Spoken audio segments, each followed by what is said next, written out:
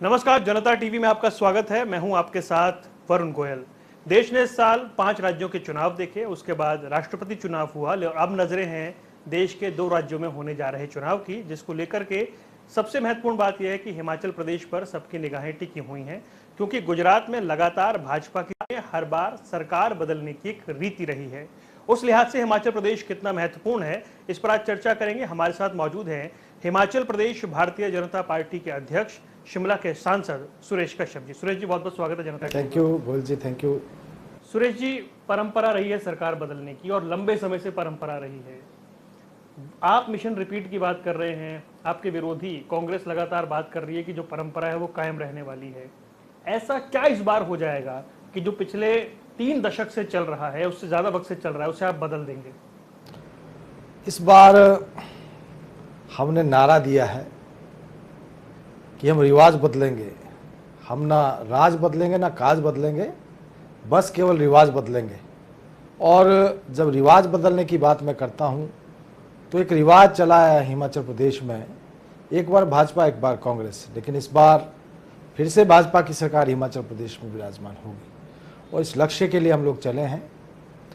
8 वर्ष के कार्यकाल में मोदी जी ने जिस प्रकार से पूरे देश को एक नई दिशा दी है और हिमाचल प्रदेश को भी एक नई ऊर्जा मिली है माननीय मोदी जी के कुशल नेतृत्व में। इसी प्रकार से 4.5 वर्ष का कार्यकाल प्रदेश सरकार का उपलब्धियों भरा कार्यकाल, और मैं समझता हूं कि जिस प्रकार से हमारी दोनों सरकारों ने काम किया है और उसका फल हमको मिलेगा। सुरेश जी, कई बार ऐसा हुआ है कि हम देखते हैं कि केंद्र में कोई और सरकार है, राज्य में कोई और सरकार है, ऐसा बहुत बार हुआ। लेकिन केंद्र और राज्य में एक ही पार्टी की सरकार है, जिसे आप डबल इंजन की सरकार कहते हैं, तो अंग्रेजी में कहते हैं एक्सक्यूज कोई नहीं है आपके पास देने के लिए कि कोई काम हुआ या नहीं हुआ। उस लिहाज से चुनौती है, क्योंकि जवाब देने होंगे। देखिए, डबल इंजन की जब बात करते हैं, जैसा मैंने अभी कहा कि आज मोदी जी के नेतृत्व में हमारे पास एक सशक्त लीडर है, जो कि आज देश में ही नहीं दुनिया भर में जिनकी एक अलग से छवि है। और मैं समझता हूं कि जिस प्रकार से जो योजना इस देश में लागू की गई हैं, उसका फायदा देश के साथ साथ प्रदेश को भी मिला है और प्रदेश में भी हमारी सरकार ने बहुत बढ़िया ढंग से काम किया है। भले ही सरकार को 4.5 वर्षों में केवल मात्र लगभग 2.5 वर्ष काम करने का मौका मिला। 2 वर्ष कोविड के कारण हम जो है कुछ करने में कामयाब नहीं हो सके, लेकिन कोविड को लेकर हमारी सरकार ने बहुत बढ़िया ढंग से काम किया और हिमाचल प्रदेश वैक्सीनेशन में भी नंबर 1 और प्रथम डोज और द्वितीय डोज में नंबर 1 पर रहा। ये मैं समझता हूं कि हमारे प्रदेश सरकार की उपलब्धि है और मैं समझता हूं विकास के मामले में भी प्रदेश सरकार ने बहुत बढ़िया ढंग से काम किया और माननीय जयराम ठाकुर जी के नेतृत्व में सरकार बहुत अच्छे से काम कर रही है। दूसरी ओर अगर संगठन की बात करें तो आज माननीय राष्ट्रीय अध्यक्ष जगत प्रकाश नड्डा जी, जो दुनिया के सबसे बड़े राजनीतिक दल के मुखिया हैं, हिमाचल प्रदेश से संबंध रखते हैं और प्रदेश का जो संगठन है उसने भी बहुत बढ़िया ढंग से काम किया है। क्योंकि सरकार की बात हो रही है, संगठन की बात हो रही है, तो सवाल ये है कि क्या हिमाचल भाजपा संगठन में सब कुछ ठीक चल रहा है?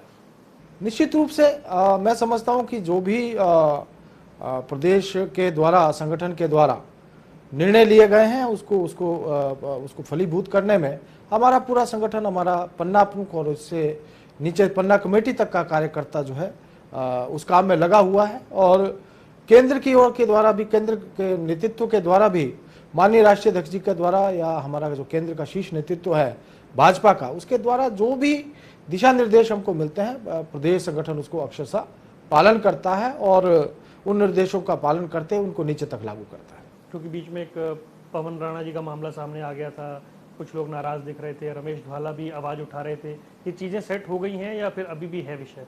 देखिए, कहीं पर भी कोई दिक्कत नहीं है। सारा जो है संगठन एकजुटता के साथ काम कर रहा है और मिलजुल कर पार्टी को मजबूत करने के लिए, और जो चुनौती हमारे सामने है, जो हम मिशन रिपीट का जो लक्ष्य लेकर चले हैं, उस दृष्टि से सभी मिलकर आगे बढ़ रहे हैं और उसमें हम कामयाब होंगे। छोटा प्रदेश है हिमाचल प्रदेश, लेकिन भारतीय जनता पार्टी के राष्ट्रीय अध्यक्ष हिमाचल प्रदेश से आते हैं। केंद्र में 2 बड़े महत्वपूर्ण मंत्रालय अनुराग ठाकुर संभाल रहे हैं, वो हिमाचल प्रदेश से आते हैं। उस लिहाज से देखा जाए तो हिमाचल प्रदेश को केंद्र की राजनीति में, संगठन की राजनीति में बड़ा महत्वपूर्ण स्थान मिला हुआ है। उसका एडवांटेज है आपके पास? निश्चित रूप से आज जैसा मैं कह रहा हूं कि जो दुनिया के सबसे बड़ा राजनीतिक दल है उसके मुखिया श्री जगत प्रकाश नड्डा जी हिमाचल प्रदेश से संबंध रखते हैं, हमारे लिए गौरव की बात है। इसी प्रकार से केंद्र सरकार में माननीय मोदी जी के कैबिनेट में एक महत्वपूर्ण महकमा श्री अनुराग ठाकुर जी और एक मैं समझता हूं हिमाचल प्रदेश का ही गौरव है जो आज केंद्र सरकार में अपना प्रदेश का प्रतिनिधित्व कर रहे हैं, जहां माननीय राष्ट्रीय अध्यक्ष जी और माननीय अनुराग जी उनका पूर्ण सहयोग प्रदेश सरकार को मिल रहा है।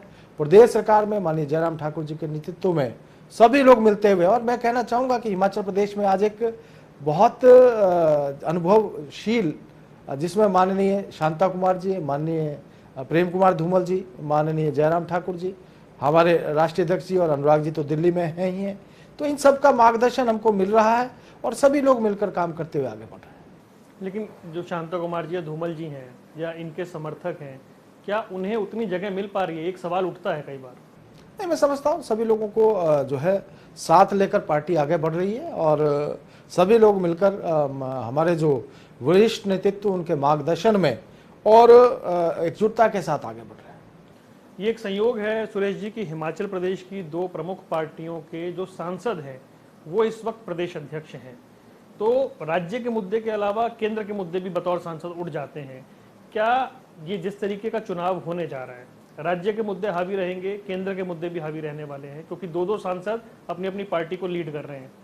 देखिए, मैं समझता हूँ प्रदेश की राजनीति जिस प्रकार से है, तो हिमाचल प्रदेश में जो हमारा हिमाचल प्रदेश का जिस प्रकार का परिप्रेक्ष्य है और उसमें जहाँ तक मैं समझता हूँ प्रदेश का जो प्रदेश के ही मुद्दे काफ़ी हद तक जो है इन चुनाव में रहने वाले हैं।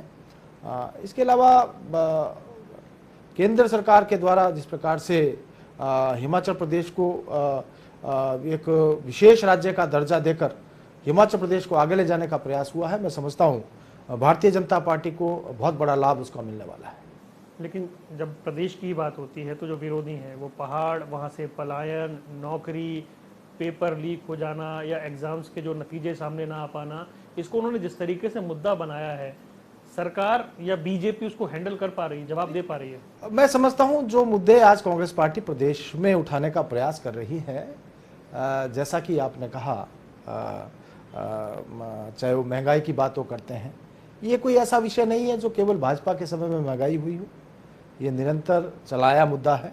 इसी प्रकार से बेरोजगारी की बात भी कांग्रेस पार्टी समय समय पर करती है, लेकिन ये दोनों ही मुद्दे ऐसे मुद्दे हैं जो कि केवल इन 4.5 वर्षों के कार्यकाल में नहीं हुए, ये निरंतर चले आए मुद्दे हैं। लेकिन प्रदेश की सरकार लगातार इसके लिए प्रयास कर रही है। जहाँ तक मामला पेपर लीक का है तो उसके ऊपर प्रदेश सरकार ने एसआईटी का गठन किया और तुरंत एसआईटी का गठन करके इसके बाद मामला सीबीआई को भी सौंपा है। और लेकिन प्रदेश के जो पुलिस है उसने भी कार्रवाई करते हुए ज़्यादातर लोग जिनके ऊपर पेपर लीक को लेकर किसी प्रकार का शक था या जो लोग इसमें इन्वॉल्व थे उनकी धरपकड़ जो है लगातार जारी है। लेकिन सर जैसे कुछ क्योंकि टेक्निकलिटीज का एक इशू आता है, कोई भी कोर्ट चला जाता है और भर्ती परीक्षाओं के नतीजे रुक जाते हैं, फिर जो अभ्यर्थी हैं वो इंतजार करते रहते हैं, उनकी परेशानी बढ़ जाती है, ये एक सिलसिला बड़ा चलता जा रहा है। देखिए, मैं समझता हूँ कि ये बात आपने सही कही है कि कई मामले हमारे कोर्ट में होने के कारण जो है हमारे जो कई लोगों ने परीक्षाएं दी हैं, लेकिन मामला क्योंकि कोर्ट में विचाराधीन है इसलिए उसके ऊपर भर्तियां नहीं हो पाई। और कहीं ना कहीं जो इस विषय को लेकर सरकार जो है प्रयास कर रही है, सरकार की ओर से लगातार ये प्रयास है कि जो मामले ऐसे हैं उनका जल्दी से जल्दी निपटारा कोर्ट के द्वारा किया जाए ताकि जो अभ्यर्थी हैं उनको लाभ मिले और उनको नौकरी मिल सके। तो प्रदेश सरकार अपने स्तर के ऊपर लगातार इसके लिए प्रयास करती रहती है। भाजपा के बाद कांग्रेस, कांग्रेस के बाद भाजपा, भाजपा के बाद कांग्रेस, ये परंपरा रही है। क्या उत्तर प्रदेश, उत्तराखंड में वो नहीं हुआ, इस वजह से आप लोग कॉन्फिडेंट हैं? आपको लग रहा है कि वहां ऐसा नहीं हुआ था इसलिए हिमाचल में भी ऐसा नहीं होगा? नहीं, ऐसा नहीं है। मैंने जैसा कहा कि हमारी प्रदेश सरकार ने बेहतर से बेहतर करने का प्रयास किया है और ये बात भी सत्य है कि जैसा 4 राज्यों के नतीजे आए हैं उसे निश्चित रूप से कहीं ना कहीं बूस्ट जो है प्रदेश में भी मिला है। लेकिन 4 राज्यों में सरकार रिपीट हो गई, इससे ये नहीं है कि हिमाचल प्रदेश जो है कहीं पीछे है। हिमाचल प्रदेश ने भी बेहतर से बेहतर करने का प्रयास किया है और जो हमारी केंद्र और प्रदेश सरकार की उपलब्धियां हैं उसको लेकर हम जनता के बीच में जा रहे हैं और जनता का समर्थन हमको मिल रहा है। तो जैसा उत्तराखंड में हुआ, जो कि हमारा पड़ोसी राज्य है उत्तर प्रदेश, वहाँ पर हुआ, ऐसे ही हिमाचल प्रदेश में भी हम मिशन रिपीट को। एक और पड़ोसी राज्य जिसका जिक्र आप नहीं कर रहे हैं और वो बड़ा दावा कर रहे हैं कि वहाँ की हवा आएगी, पंजाब की हवा हिमाचल में आएगी। वो तो ये दावा करते हैं कि 18 सीधे सीधे अटैच हैं पंजाब से हिमाचल की। वो तो बड़ा दावा कर रहे हैं इस बार। देखिए, मैं समझता हूँ पंजाब में आम आदमी पार्टी की सरकार बनी है, लेकिन आम आदमी पार्टी का हिमाचल प्रदेश में कहीं कोई अस्तित्व नहीं है। और जो दावे आम आदमी पार्टी दिल्ली में करती है उससे बेहतर हिमाचल प्रदेश में विकास हुआ है। उसमें चाहे उनकी वो स्कूलों की बात वो करते हैं, उससे बेहतर हमारे पास स्कूल हैं। अगर वो हिमाचल प्रदेश के स्कूलों में आकर देखें तो हमारे स्कूलों से कहीं अच्छे हैं। शिक्षा में हम आज देश भर में केरला के बाद दूसरे स्थान के ऊपर आते हैं और क्वालिटी एजुकेशन में हम देश भर में नंबर 1 पर आते हैं। आप देखिए दिल्ली कहाँ स्टैंड करता है। इसी प्रकार से अगर अस्पतालों की बात करें तो आज हिमाचल प्रदेश में 7 मेडिकल कॉलेज है और हिमाचल प्रदेश एक छोटा सा राज्य है। हिमाचल प्रदेश में एम्स है और हमारे पास पीजीआई सैटेलाइट इंस्टीट्यूट हमारे ऊना जो है विधानसभा ऊना क्षेत्र में खुला है। तो अगर स्वास्थ्य क्षेत्र की भी हम बात करें तो हमारा स्वास्थ्य का ढांचा भी जो है केजरीवाल से अच्छा है। मतलब उत्तराखंड की हवा तो बह सकती है हिमाचल में, पंजाब की हवा नहीं बहेगी। नहीं, मैं ये कहना चाहूंगा कि आम आदमी पार्टी का कोई अस्तित्व नहीं है। हाँ, ये ठीक है कि पंजाब में उन्होंने सरकार बनाई है, वहाँ कांग्रेस की सरकार थी, जो कांग्रेस पार्टी वहाँ बुरी तरह पिट चुकी है, लेकिन हिमाचल प्रदेश में आम आदमी पार्टी का कोई अस्तित्व नहीं है। और उनका जो संगठन हिमाचल प्रदेश में था, उनके प्रदेश के अध्यक्ष, उनके प्रदेश के संगठन मंत्री, उनकी महिला उनकी प्रदेश की अध्यक्ष, उनके एक जिला के अध्यक्ष, वो जो है वो आम आदमी पार्टी को छोड़कर भारतीय जनता पार्टी का दामन थाम चुके हैं और आज भारतीय जनता पार्टी के साथ कंधे से कंधा मिलाकर चल रहे हैं। तो मैं समझता हूं कि अगर उन्होंने कुछ करने का प्रयास भी किया था, उसके वो सब भी उनका जो है उनके लोगों का हिम्मत भाजपा में आने लगा रहे हैं कि उनके प्रभारी पर आप लोगों ने बदले की कार्रवाई करवाई है। अब देखिए आज क्या स्थिति है। 2 प्रदेशों में कांग्रेस की इनकी आम आदमी पार्टी की सरकार है, उनके 2 स्वास्थ्य मंत्री और दोनों जेल में हैं। तो आप अंदाजा लगाइए कि आज आम आदमी पार्टी कहां स्टैंड करती है। और जो है उनके जो पंजाब के स्वास्थ्य मंत्री है उनको खुद उनको हटाना पड़ा और दिल्ली के जो उनके स्वास्थ्य मंत्री आज वो जेल में है। तो आप अंदाजा लगाइए कि आज स्थिति क्या है आम आदमी पार्टी की। हिमाचल में भी तो ऐसा हुआ था ना, मंत्रिमंडल में तो बदलाव हुआ ही था, वहां भी हटाए तो गए थे।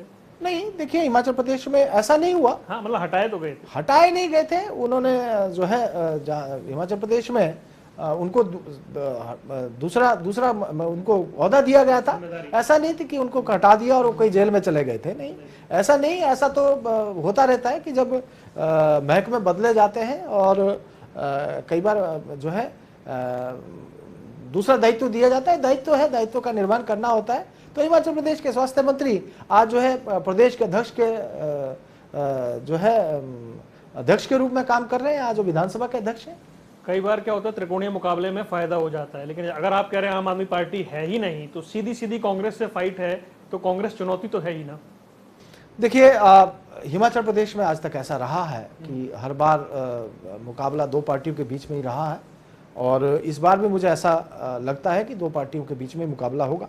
ये इनके कहीं कहीं आम आदमी पार्टी भी जो है थोड़ा बहुत प्रयास कर रही है, लेकिन मुकाबला जो है 2 पार्टियों के बीच में ही रहने वाला है। चुनौती है, निश्चित रूप से चुनौती हर चुनाव होता है और ये चुनाव भी एक चुनौती है, लेकिन इस बार भाजपा इस चुनौती का सामना करते हुए जीत हासिल करेगी।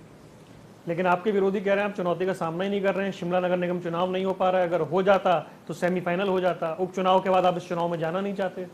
देखिए, जहां तक शिमला नगर निगम चुनाव की बात है उसमें मामला कोर्ट में है, लेकिन कोर्ट में मामला भी कांग्रेस पार्टी के लोग लेकर गए हैं। उन्हीं के जो है काउंसलर जो है इस मामले को कोर्ट में लेके गए हैं। डिलिमिटेशन जो हुआ था उसको लेकर उन्होंने चुनौती दी है और अगर आज कोर्ट में मामला है तो केवल और केवल कांग्रेस पार्टी के कारण है। लेकिन भाजपा चाहे वो नगर निगम के चुनाव है या विधानसभा के चुनाव है, पूर्ण रूप से तैयार है। जब भी चुनाव होंगे तो भाजपा जीत हासिल करेगी। भाजपा को चुनाव पसंद है ऐसा कहा जाता है, तो फिर अगर ये आपके हिसाब से अगर ये हो जाता तो बेहतर रहता। हमें तो कोई हमने पहले भी कहा कि भाजपा तैयार है, हर समय तैयार है और हमने समय समय पर इस बात को कहा है कि हम नगर निगम का चुनाव के लिए भी तैयार है और विधानसभा के चुनाव के लिए भी तैयार है। लेकिन अभी क्योंकि मामला कोर्ट में, इसलिए कुछ दिन के लिए मामला लंबित है। विक्रमादित्य सिंह का एक बयान आया, उस बयान पे बहुत ज़्यादा हंगामा हुआ, फिर उन्होंने विशाल नहरिया का नाम ले दिया। अब ये जो मुद्दे उठ रहे हैं, क्या जो कोर इश्यूज हैं उससे कहीं और भटक कर चुनाव हो रहा है? नहीं, देखिए, विक्रमादित्य सिंह, वैसे मुझे मैं व्यक्तिगत बात करना नहीं चाह रहा था, लेकिन क्योंकि आपने पूछा है, एक युवा विधायक हैं, लेकिन जिस प्रकार की टिप्पणी उन्होंने हमारी भाजपा की एक नेत्री के ऊपर कही, और उन्होंने कहा कि ठेकेदारों की गोद में बैठी है, एक महिला के लिए, एक अनुसूचित जाति वर्ग की महिला के लिए इस प्रकार की टिप्पणी करना, मैं समझता हूँ बहुत अशोभनीय है। और हम सभी लोगों को जो राजनीति में है, कहीं ना कहीं इस प्रकार की टिप्पणी से बचना चाहिए।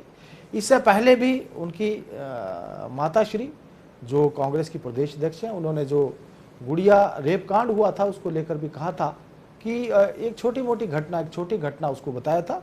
इस प्रकार की टिप्पणी करके मैं समझता हूँ जो है महिलाओं का अपमान करना बहुत बड़ी दुर्भाग्यपूर्ण बात है।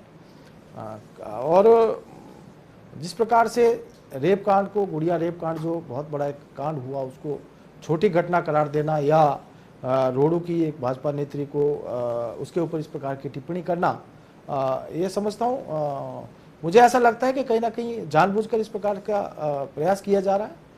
लेकिन ये दुर्भाग्यपूर्ण है कि महिलाओं को लेकर ऐसा व्यवहार करना और ऐसी टिप्पणी करना, मैं इसकी निंदा करता हूँ, बहुत ही निंदनीय है। फिर उन्होंने इधर गोल स्कोर करने की कोशिश की, जैसे मैंने नाम लिया कि एक और आपके व्यक्ति का नाम ले दिया कि वो ऐसे हैं, तो ये महिला विरोधी वाली बात ज़्यादा होने लगी है। देखिए,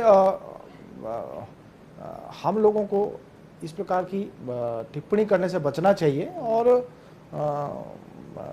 ऐसा करके कहीं ना कहीं कांग्रेस पार्टी के नेता जो है लगातार महिलाओं का अपमान कर रहे हैं, और ये दुर्भाग्यपूर्ण है। और प्रदेश का, हिमाचल प्रदेश जो कि देवभूमि है, और जहां बहुत सौहार्द से लोग रहते हैं, सौहार्दपूर्ण माहौल में लोग रहते हैं, और वहां पर इस प्रकार की टिप्पणी करके माहौल खराब करने का जो प्रयास किया जा रहा है, यह दुर्भाग्यपूर्ण है। आपकी पार्टी के पूर्व प्रदेश अध्यक्ष रहे खीमी राम, वो कांग्रेस में चले गए। परसेप्शन की आजकल राजनीति है, माहौल बनाने की राजनीति है। परसेप्शन इससे कुछ बना कि बीजेपी जो कह रही है मिशन रिपीट हो रहा है, और बीजेपी ये कहती है कि कांग्रेस में बिखराव है, बीजेपी या फिर कांग्रेस मजबूत नहीं है, उसके अंदर इन फाइटिंग है। वहां पर आपके पूर्व प्रदेश अध्यक्ष का जाना, इसे आप कैसे देखते हैं? देखिए, खीमी राम जी दो बार पार्टी ने उनको 3 बार टिकट दिया। 2 बार वो विधायक रहे, विधानसभा के उपाध्यक्ष रहे, साथ में वन मंत्री रहे, प्रदेश अध्यक्ष रहे भाजपा के। और इसके बावजूद उनका पार्टी को छोड़कर जाना, उनको पार्टी ने बहुत बड़ा मान सम्मान दिया, और प्रदेश अध्यक्ष भाजपा के वो रहे, मंत्री रहे, डिप्टी स्पीकर रहे, 3 बार उनको टिकट मिला। जहाँ तक उन्होंने पार्टी को छोड़ा, ये मैं समझता हूँ ये कहीं ना कहीं उनकी बड़ी महत्वाकांक्षा है कि इतना सब कुछ होने के बाद भी भारतीय जनता पार्टी को छोड़कर उस पार्टी में गए जो कि आज देश में लगभग लुप्त होने के कगार के ऊपर है। जहाँ तक खीमीराम जी का प्रश्न है, 2012 में चुनाव हारने के बाद वो लगभग निष्क्रिय थे। चाहे पार्टी का कोई कार्यक्रम हिमाचल प्रदेश में हुआ या हमारे केंद्रीय नेतृत्व का प्रवास हुए, माननीय प्रधानमंत्री जी आए, माननीय राष्ट्रीय अध्यक्ष जी आए, या अन्य हमारे मंत्रीगण या नेतागण केंद्र से जब भी प्रदेश में आए, कहीं पर भी किसी भी कार्यक्रम में उनकी शिरकत नहीं रही। कुल मिला के लंबे समय से निष्क्रिय चले हुए थे, और अब उन्होंने निर्णय लिया कि वो कांग्रेस पार्टी ज्वाइन कर रहे हैं। कांग्रेस पार्टी उन्होंने ज्वाइन की है, लेकिन मैं समझता हूँ कि कोई बहुत ज़्यादा इम्पैक्ट उसका परसेप्शन नहीं होने वाला है। और जहाँ तक कहीं ना कहीं कांग्रेस पार्टी ये प्रयास कर रही है कि जो है इस प्रकार से एक माहौल खड़ा करने की कोशिश की है, लेकिन मैं नहीं समझता। और आज बहुत सारे लोग कांग्रेस पार्टी के भाजपा में जो बहुत जल्दी ज्वाइन भी करने वाले हैं, बहुत सारे लोग ज्वाइन कर भी रहे हैं। बहुत जल्दी काफ़ी बड़े बड़े लोग कांग्रेस पार्टी के भाजपा में ज्वाइन करेंगे। आप देश भर में या माहौल बना रहे हैं कि बहुत सारे कांग्रेसी ज्वाइन करेंगे? ज्वाइन कर रहे हैं और ज्वाइन करेंगे भी अभी आने वाले समय में। प्रदेश अध्यक्ष को तो ठीक ठाक सूचना होगी निश्चित रूप से। बहुत सारे लोग ऐसे हैं जो बहुत जल्दी कांग्रेस पार्टी का दामन छोड़कर भारतीय जनता पार्टी में शामिल होंगे। मतलब हिमाचल की राजनीति में हलचल बाकी है अभी। अभी तो शुरुआत हुई है, अभी तो बहुत कुछ बाकी है। आप जो बार बार दावा करते हैं कि हम ये चुनाव जीत रहे हैं, हम परंपरा को तोड़ रहे हैं, राज नहीं बदलेगा, इसका आधार सरकार का कामकाज है, बीजेपी का चुनाव लड़ने का तरीका है, संगठन की मजबूती है, या आपका विपक्ष कमजोर है, या आपके विपक्ष में बिखराव है, या आपके विपक्ष का केंद्रीय नेतृत्व मजबूत नहीं है, जैसा आप दावा करते हैं, ये एक वजह आप मानते हैं? कमजोर विपक्ष बीजेपी की मजबूती की वजह है? देखिए, जो जो प्रश्न आपने किया है उसमें सारी ही बातें निहित हैं। आज मजबूत संगठन भाजपा का और मजबूत सरकार 4.5 वर्ष में प्रदेश की सरकार, एक मजबूत सरकार केंद्र में, केंद्र का सशक्त नेतृत्व, और कांग्रेस पार्टी में जो बिखराव की स्थिति है, जहां हर कोई व्यक्ति मुख्यमंत्री बनना चाहता है, तो जो स्थिति आज कांग्रेस पार्टी की है, निश्चित रूप से उसका फायदा हमको मिलने वाला है। लेकिन इसके दूसरी ओर सरकार और संगठन मिलकर काम करते हुए आगे बढ़ रही हैं। कांग्रेस मजबूत विपक्ष है? कांग्रेस, मैं समझता हूं, आज विपक्ष की भूमिका में है, और जो स्थिति आज उनकी है, जैसा मैंने कहा कि आज कांग्रेस में बहुत बड़ा बिखराव है। सभी लोग अलग अलग सुर में, उन कांग्रेस पार्टी के जो नेता हैं अलग अलग सुर में अपनी बात रखते हैं, हर कोई मुख्यमंत्री की दौड़ में है।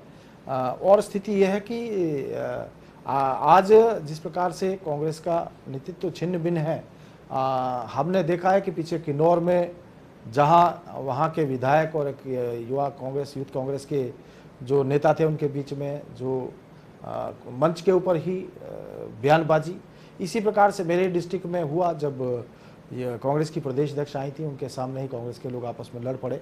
और उसके बाद फिर मेरे डिस्ट्रिक्ट में, डिस्ट्रिक्ट सिरमौर में कांग्रेस के जो नेता थे उनमें आपस में पत्थर चले और थाने तक ये मामला गया। इसी प्रकार से अन्य कई स्थानों, कांगड़ा में भी उनका ऐसा हुआ, ऊना में भी हुआ, और कांग्रेस के नेता आज एक दूसरे को गाली गलौज और एक दूसरे के कपड़े फाड़ने के लिए आतुर हैं।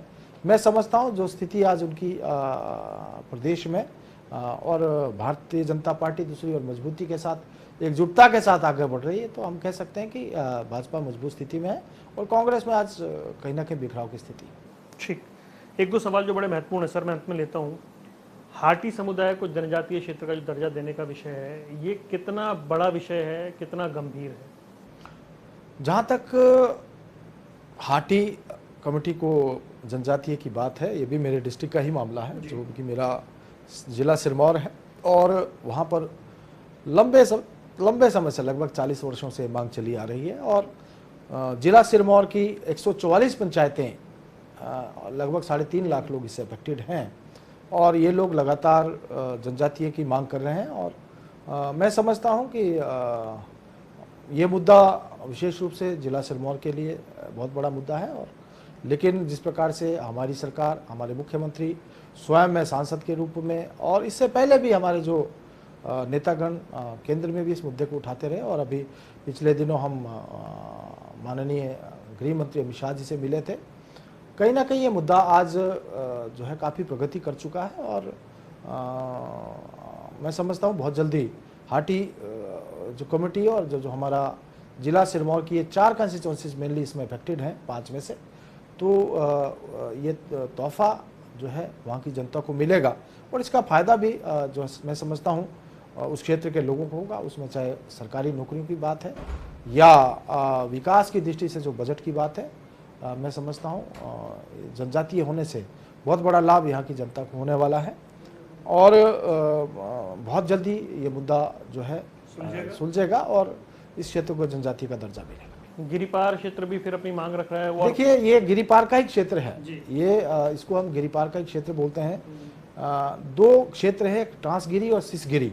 ये जो क्षेत्र है इसको ट्रांसगिरी का एरिया कहते हैं, और जौनसार बाबर जो उत्तराखंड में पड़ता है उसको जनजातीय का दर्जा 1967 में मिल चुका है। और कभी उत्तराखंड का जो ये हिस्सा है जौनसार बाबर, और हमारा जो क्षेत्र है उसमें चाहे शिलाई विधानसभा क्षेत्र है, रेणुका विधानसभा क्षेत्र है, या पछाद विधानसभा क्षेत्र का जो राजगढ़ का इलाका है, या पोटा विधानसभा क्षेत्र का जो क्षेत्र है, ये भी कभी एक ही रियासत का हिस्सा और सिरमौर रियासत का हिस्सा होते थे। लेकिन उत्तराखंड के हिस्से को जो आज उत्तराखंड में चला गया सिरमौर रियासत में से, उसको जनजातीय का दर्जा मिला, लेकिन जिला सिरमौर का जो एरिया सिरमौर रियासत का ही, उसको ये दर्जा भी नहीं मिला है और हम लोग उसी की मांग कर रहे हैं। तो कहीं ना कहीं उम्मीद है और उम्मीद ही नहीं है कि बहुत जल्दी ये मुद्दा सुलझेगा और हम इस मुद्दे को जनजातीय दर्जा मिलाने में हमारी सरकार जो है निश्चित रूप से कामयाब होगी और इसका फायदा प्रदेश की चौपाल बड़ा भंगाल के लोग कह रहे हैं हमारे बारे में भी सोचिए। देखिए, जिला सिरमौर के साथ साथ अन्य कई क्षेत्र भी हैं जो जनजातीय के दर्जे की मांग कर रहे हैं, उसमें चाहे बड़ा बंगाल की बात आपने की या फिर शिमला का जो जिला सिरमौर के साथ लगता एरिया, वो भी इसकी मांग कर रहे हैं। लेकिन अभी फिलहाल जो जिला सिरमौर का एरिया जो है उसकी मांग जो है काफ़ी लंबे समय से चली आ रही है और पिछले 4 दशकों से लगभग चली आ रही है और मुझे विश्वास है कि हमको इसका फायदा भी होगा और बहुत जल्दी एक क्षेत्र जनजातीय जो है घोषित होने वाला है। एक सवाल सर अंत में, क्योंकि केंद्र की कोई योजना है और उसके बाद चुनाव होने जा रहा है, अग्निवीर योजना, उसका लेकर विरोध हुआ, अब विरोध नहीं हो रहा, शुरू में काफ़ी हुआ, मामला अदालत में भी चला गया और हिमाचल से बहुत बड़ी संख्या में सेना में लोग जाते हैं। इस योजना के ऐलान के बाद हिमाचल में चुनाव होने जा रहा है, किस तरह का असर पड़ेगा? क्या आप लोगों को, युवाओं को समझाने में कामयाब रहेंगे? जहाँ तक अग्निपथ और अग्निवीर की बात हम करें, अग्निपथ योजना और अग्निवीर की बात करें, मैं समझता हूँ हिमाचल प्रदेश जो कि देवभूमि के साथ साथ वीरभूमि के रूप में भी जाना जाता है और बड़ी भारी संख्या में आज हमारे लोग जो हैं सेना में नौकरी कर रहे हैं। मैं भी एक पूर्व सैनिक हूँ, मैं भी 16.5 वर्ष तक वायुसेना में रहा हूँ। तो मैं समझता हूँ हिमाचल प्रदेश को निश्चित रूप से इसका फायदा होगा। कुछ लोगों ने प्रयास किया कि हमारे जो युवा हैं उनको अग्निवीर को लेकर जो है भ्रम पैदा उनके अंदर किया जाए, लेकिन आज जो युवा समझ चुका है कि हमें एक अपॉर्चुनिटी है और मैं समझता हूँ युवाओं के लिए एक बहुत अच्छा कदम केंद्र की सरकार के द्वारा उठाया गया है, जहाँ 17.5 वर्ष से लेकर 21 वर्ष की आयु का एक युवा जो 4 वर्ष सेना में नौकरी करके देश सेवा करके जो है आने वाला अपना फ्यूचर तय कर सकता है। 25% लोग जो है सेना में ही जो है आगे अपनी नौकरी को जो है कर सकते हैं। इसके अलावा जो लोग 4 वर्ष के बाद जो लोग वापस भी आएंगे, वो भी एक मैं समझता हूँ ह्यूज अमाउंट लगभग 30 लाख लेकर घर आएंगे और अपना चाहे वो कारोबार करें या आगे पढ़ाई करके कहीं और अपनी सेवा दे सकें। लेकिन मैं समझता हूं कि अग्निवीर के द्वारा एक नए भारत का निर्माण और एक मैं समझता हूं एक अनुशासित और एक जिसको हम कह सकते हैं कि एक जो फौजी जो सेवा में अपना सेवा करके आता है तो अपना जीवन में एक नई दिशा अपने जीवन को दे सकता है। एक अनुशासित ढंग से जो है हर कार्य को सलीके से करने का हुनर जो है उसके अंदर पैदा होता है। तो चाहे वो बाद में सेना में अपनी सेवाएं दे, इसके अलावा जिस प्रकार से केंद्र की सरकार ने जो है रिजर्वेशन की बात कही है, बहुत सारे राज्यों ने भी जो अग्निवीर रिटायर होकर आएंगे उनको नौकरी देने की बात कही है, चाहे वो प्रदेश में आकर अपनी सेवाएं लेकिन कांग्रेस जिस तरह से मुद्दा बना रही है तो चुनाव में कोई असर पड़ेगा क्या? मैं समझता हूं कि आज हिमाचल प्रदेश का युवा जो है बहुत जागरूक है, पढ़ा लिखा है और आज युवा इस बात को भली भांति समझता है कि उनके पास एक अपॉर्चुनिटी है, आगे सेना में सेवा करने की भी अपॉर्चुनिटी है और सेना इसके बाद भी आगे अपना अन्य क्षेत्रों में सेवा देने का भी उनके पास मौका है, या अपना कोई कारोबार वो करना चाहे तो अपना कोई कारोबार भी कर सकते हैं। तो एक मौका जो है युवाओं के पास है, आज युवा इस बात को भली भांति समझता है और मैं समझता हूँ कि हिमाचल प्रदेश का युवा भी उसमें कहीं पीछे नहीं है और जैसा निरंतर हिमाचल से युवा सेना में अपनी सेवाएं देते रहे हैं, आगे भी इसी प्रकार से सेवाएं देते रहेंगे और जैसा हिमाचल प्रदेश में हर तीसरे घर से एक फौजी निकलता है, इसी प्रकार से उसे तो कांग्रेस मुद्दा बना रही है ना? नहीं, मैं समझता हूँ आज ऐसा कोई मुद्दा हिमाचल प्रदेश में अग्निवीर को लेकर नहीं बनने वाला है, क्योंकि हिमाचल के लोग जो हैं बहुत जागरूक हैं, शिक्षित हैं और भली भांति जानते हैं कि अग्निवीर से कहीं पर भी किसी प्रकार का नुकसान हमारे युवाओं को नहीं होने वाला है। सुरेश जी, आपने समय निकाला, हमसे बात की, आपका बहुत बहुत धन्यवाद। थैंक यू, धन्यवाद गोयल जी। तो ये थे हमारे साथ भारतीय जनता पार्टी हिमाचल प्रदेश के अध्यक्ष, शिमला के सांसद सुरेश कश्यप। बेबाकी से तमाम सवालों के जवाब दिए हैं। हिमाचल का चुनाव बेहद नजदीक है, हिमाचल का दंगल हर बदलते दिन के साथ दिलचस्प होता जा रहा है, उससे जुड़ी और खबरें आपको लगातार दिखाते रहेंगे। फिलहाल इस खास पेशकश में इतना ही, दीजिए इजाजत, नमस्कार।